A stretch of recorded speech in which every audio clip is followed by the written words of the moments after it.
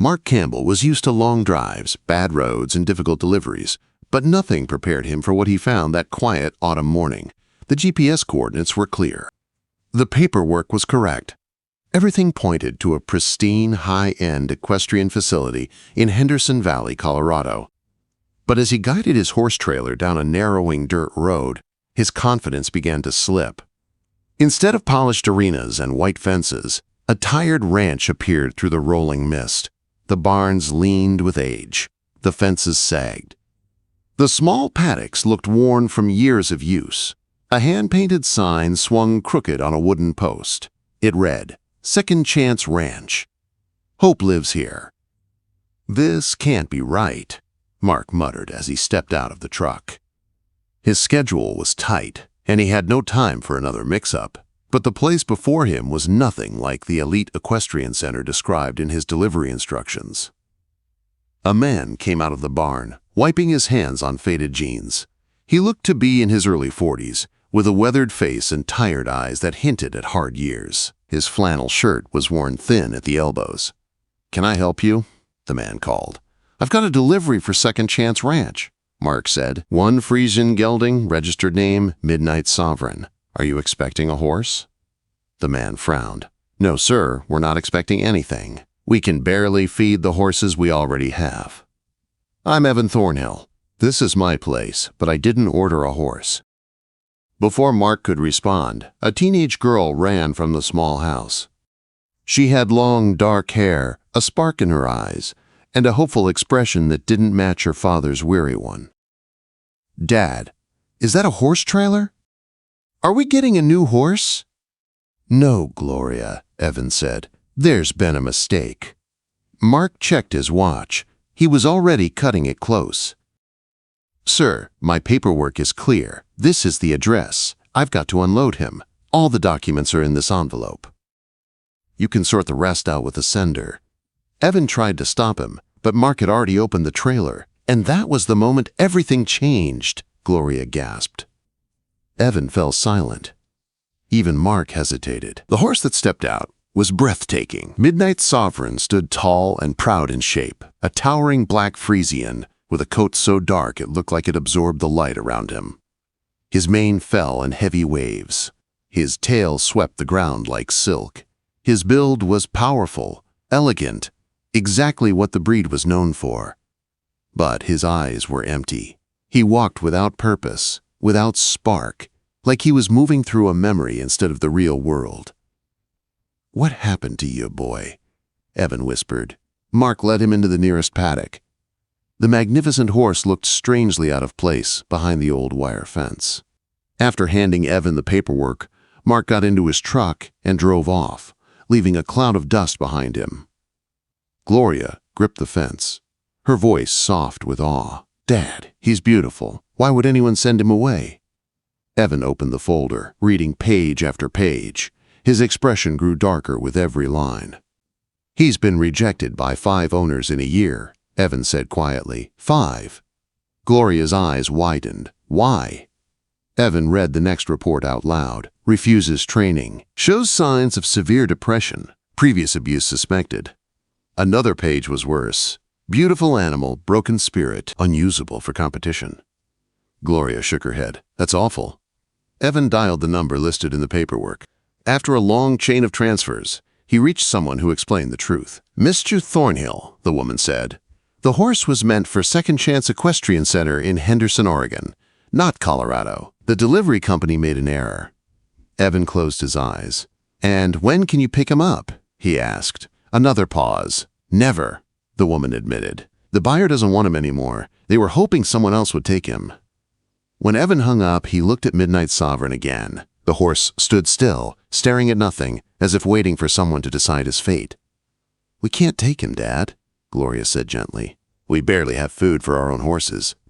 Evan didn't answer. He simply looked into the horse's dull eyes. Something inside him shifted. He saw not a champion, not a rejected competitor, but a soul that had been pushed past its breaking point. He made a second phone call, this time to the horse's previous owner, a wealthy woman named Avery Olson. The moment she started explaining, Evan felt anger rise in him. She spoke about investments, missed potential, and performance failures. She listed the shows he didn't win and the expectations he didn't meet. When she tried to justify the harsh training methods used to push him, Evan's voice hardened. "Ma'am, he doesn't need pressure. He needs peace. And I'll tell you what's going to happen. You're going to sign him over to my ranch. Today. Or I'll contact every animal welfare group in the state. Your choice." A long silence followed. Then she agreed. Evan hung up and whispered, "You're safe now, boy." Gloria leaned against him. "But Dad, how will we afford him?" "I don't know," Evan said softly, "but I couldn't let him go back. Did you see his eyes? That's not a horse anymore. That's a ghost." Quote, and as the sun dipped behind the hills, Midnight Sovereign stood in the small, worn paddock of Second Chance Ranch, delivered to the wrong address, and yet maybe, just maybe, to the right place. By the end of the first week, Evan understood that Midnight Sovereign was unlike any horse he had ever met. He didn't fight. He didn't spook. He didn't even seem curious. He simply existed, quiet and hollow, like a shadow wearing the shape of a magnificent Friesian. He ate only when food was placed directly in front of him. He drank with the same empty routine. And he stood still for hours, his dark eyes unfocused. "It's like brushing a statue," Evan told Gloria one evening as he ran a soft brush along Midnight's sleek coat. "A beautiful statue with the heart missing." Gloria rested her chin on the wooden rail. "What do we do?" "We let him be," Evan said, "and hope he finds a reason to wake up." But it wasn't Evan who made the first breakthrough. It was a quiet 12-year-old girl named Zara. Zara came to the ranch through an after-school program meant for troubled kids. She rarely spoke. Her parents had divorced the year before, and she had stopped talking altogether after the court battle. While the other kids fed the horses and cleaned stalls, Zara always found her way to the fence line, sketchbook on her lap. One afternoon, Evan walked out of the barn and froze. Zara was sitting cross-legged in the dirt outside Midnight's paddock, drawing. Midnight stood only a few feet away, watching her with an alertness Evan hadn't seen since the horse arrived. He didn't move closer. He didn't stretch his neck toward her. He simply watched, his heavy mane spilling down the sides of his face as he breathed softly in her direction. Evan didn't dare interrupt. For nearly an hour the girl drew and the horse stood guard like a silent giant beside her. When she finally finished, Zara tore the page from her book and placed it in a crack between the fence boards where the horse could see it. Then she walked away without a word. When Evan approached the drawing later, his throat tightened. She had drawn Midnight Sovereign exactly as he should have been. Proud, shining, powerful. His eyes were bright in the picture. Fire burned in them. Life burned in them. At the bottom, she had written, "I see who you really are." For the first time since his arrival, Midnight turned his head when Evan approached, as if asking what the drawing meant. That night, Evan stayed up late reading about horse trauma, learned helplessness, and rehabilitation. He read about breeds like the Friesian, deeply sensitive and intelligent, easily damaged by harsh training. He felt sick when he saw the kind of methods listed in Midnight's old reports. "Your mom would have known exactly what to do," he whispered when Gloria came to check on him. "Then we'll learn together," she said. The next day, Evan changed everything. He lowered his expectations. He removed any training tools that might feel like pressure. He created a quiet space around the paddock, encouraging the kids to simply exist near Midnight, rather than try to touch or train him. Wayne, a 15-year-old who'd gotten in trouble for vandalism, brought his guitar and played soft tunes near the fence. Jamal read adventure books aloud. Sophie, who struggled with panic attacks, practiced her breathing exercises sitting against the fence post. And every day, without fail, Zara came and drew. They did not demand anything from the big black horse. They didn't even look at him unless he looked first. And slowly, something inside him began to stir. It started small. A flick of the ear. A shift of weight. A soft exhale in the direction of Wayne's guitar. One morning, Evan came out early and found Midnight lying down in his paddock for the first time. Zara sat nearby, drawing with her knees tucked to her chest. Midnight's head rested on the ground, turned slightly toward her. "He trusts her," Gloria whispered. "He trusts all of them," Evan corrected softly.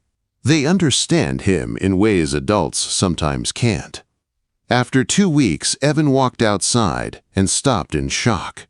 Midnight Sovereign wasn't just standing, he was exploring, sniffing at the log in the corner, watching the older mare in the next paddock, lifting his feet higher as he walked, showing the very earliest hint of the Friesian's natural floating trot. "Welcome back," Evan whispered. By the 3rd week, Midnight had preferences. He nickered softly when Zara arrived. He walked away when a boy tried drumming in the yard, but returned when Wayne played guitar. He listened closely to Jamal's stories, sometimes lowering his head over the fence as if following along.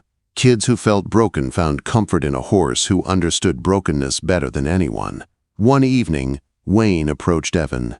"Mr. Thornhill, I wrote a song. For Midnight.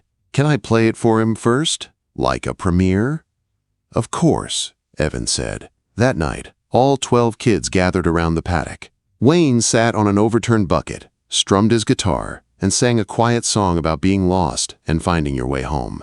Midnight Sovereign watched him the whole time, ears forward, standing tall.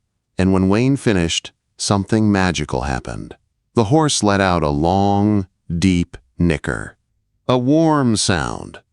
A grateful sound. The kids erupted into cheers. Wayne began crying. Sophie hugged Jamal. Zara walked to the fence, placed both hands on Midnight's face, and whispered her first spoken words in nearly a year. "You're not broken. You're just different, like me." Evan felt his heart crack open. In that moment, he understood something no training manual could teach. Midnight Sovereign wasn't healing because of methods or programs. He was healing because, for the first time in his life, someone didn't want anything from him. Someone simply saw him. Someone cared. And for a horse who had been pushed until his spirit shattered, that was the first step toward a miracle no one expected. Winter arrived in Henderson Valley with early frost and long, cold nights, but Second Chance Ranch felt warmer than it had in years. Midnight Sovereign, now no longer a ghost, but not yet fully himself, continued to change in small ways that meant everything. By the 4th week, the dullness in his coat disappeared. His mane grew fuller. His eyes softened. He greeted the kids at the fence each day, and his steps grew lighter, almost proud again. He still wasn't fully the horse he once had been, but the smallest spark of his old fire had returned. One afternoon, Evan received a call from a man named Thomas Burton. "Mr. Thornhill, I trained Midnight when he was 3, before everything went wrong. Please tell me, how is he?" Evan hesitated, then answered honestly. "He's healing, slowly, but he's here." Burton let out a shaky breath. "Thank God. That horse wasn't meant to be pushed. He was meant to partner. He was born to dance, not compete for points. They didn't understand him." When Evan hung up, he found himself watching the big black horse with new eyes. A horse who once shut down completely was now choosing connection, step by step. And then everything changed again. One cold morning, Evan walked into Midnight's paddock without a halter, rope, or tools. He simply stood still. After a moment, the horse walked toward him until they breathed the same air. Evan took a step to the left. Midnight followed. Evan stepped right. Midnight mirrored him, light and floating, his natural Friesian elegance shining through like sunlight breaking through clouds. They moved like that for several minutes. No pressure, no demand, only trust. When Evan stopped, Midnight lowered his head, pressing it gently against Evan's chest. "If you ever want to dance again," Evan whispered, "I'll learn with you. No demands, no shows, just us." From the fence, Gloria wiped tears from her eyes. Mom would have loved this. News spread fast in a small town, parents told friends. A local reporter visited. Donations began arriving. Feed, tools, money, even volunteers. A retired carpenter fixed the sagging barn roof for free. A vet offered her services at no cost. For the first time since Stella's passing, Second Chance Ranch felt alive again. One afternoon, a sleek SUV pulled into the dusty driveway. A woman in expensive riding clothes stepped out. She introduced herself as Catherine Dixon, owner of Broadacres Equestrian Center. "I heard about the horse you're rehabilitating," she said, "and the kids who work with him. I want to help." Quote, Evan's guard immediately went up. "He's not for sale." She held up both hands. "I'm not here to buy him. I'm here to offer a partnership. I want to build a therapeutic riding program. You already have the heart of one here. I have resources. Together we could help more horses and more kids." That night, Evan talked to Gloria. "What do you think your mom would have said?" he asked. "She'd say yes," Gloria whispered. She always believed this place had a bigger purpose. 3 months after Midnight Sovereign's accidental arrival, everything changed for real. The after-school program grew to 25 kids. 4 more rejected competition horses arrived from Catherine's network. And Midnight, now the symbol of the ranch, became the first horse every new kid met. His presence alone calmed them. His story inspired them. Even the most troubled child softened when they placed a hand on his warm neck. Thomas Burton eventually came to visit. When Midnight saw him, he let out a joyful nicker, lifting his head with regal movement and trotting forward with his mane flowing behind him. Burton wiped his eyes. "That's the horse I knew," he whispered. "Do you think he'd ever want to dance again?" Evan asked. Burton watched Midnight's powerful movements. "Maybe, but only if it comes from joy. Only if he chooses it." And one day, he did. While Evan was practicing simple footwork patterns in the paddock, just trying to understand doctor movement, Midnight walked up beside him and matched him stride for stride. The floating trot returned. His neck arched. His tail lifted high. Zara, watching from the fence with her sketchbook, stood up and whispered, "He's dancing again." And he was, not for ribbons, not for judges, but for himself. As the ranch grew, so did the hope around it. The kids gave speeches at fundraisers. Wayne performed a song he wrote called "The Rejected Horse Who Found His Home." Zara read a poem about seeing herself in Midnight's dark coat. Every person who heard their stories felt something shift inside them. Second Chance Ranch was no longer failing. It was thriving, and Midnight Sovereign, now renamed by Evan with permission from the previous owner, became Midnight Redemption. Because, Evan said, rejection isn't the end of the story. It's the chapter before redemption. 1 year after his arrival, Evan stood at the fence watching Midnight Redemption stand beside a new rescue horse, a frightened thoroughbred who refused to run anymore. Midnight stayed near him, steady and calm, showing him by example that life after rejection could still be beautiful. Gloria stepped beside her father. "Do you ever wonder if the delivery driver knows what happened because of his mistake?" Evan smiled. "I think it's time we told him." They recorded a short video showing the ranch, the healed kids, the happy horses, and Midnight Redemption moving with his natural, breathtaking grace. When Evan emailed it to the delivery company, he wrote, "Tell the driver that sometimes the wrong address is exactly the right place." He saved a horse, a ranch, and a whole lot of kids that day. 2 days later, Mark Campbell replied, "I felt guilty for months about that mistake. Thank you for showing me that sometimes our worst errors lead to the best things." That evening, Evan and Gloria walked out to the paddock where Midnight Redemption stood with a small group of children. The massive Friesian lowered his head so a shy 6-year-old could touch his nose. "You know what the most beautiful thing is?" Evan said softly.